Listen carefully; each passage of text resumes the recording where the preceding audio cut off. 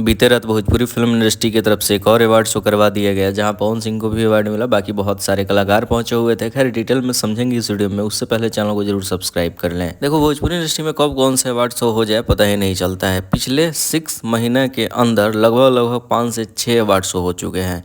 पवन सिंह को किसी में अवार्ड नहीं मिला, लेकिन इस बार तो पवन सिंह का भी नाम शामिल था। और पवन सिंह के ड्रेसअप से तो पता चल रहा था कि नहीं, अवार्ड शो नहीं, बस नॉर्मल टहलने गए हैं। लेकिन नहीं, इस बार पवन सिंह को बेस्ट सिंगर का अवार्ड मिला। बाकी रितेश पांडे का भी नाम शामिल है बेस्ट एक्टर के तौर पे। और दूसरी तरफ राजकुमार आर पांडे भी शामिल है बेस्ट फिल्म और बेस्ट डायरेक्टर के तौर पे। बाकी इस अवार्ड शो के बारे में क्या ही बात किया जाए, जब मन करता है तब कोई अवार्ड शो हो जाता है, जिसको मन करता है जिसको अवार्ड दे दिया जाता है। अभी स्क्रीन के ऊपर दिखाई दे रहा होगा पवन सिंह के साथ और भी भोजपुरी के कलाकार नजर आ रहे हैं।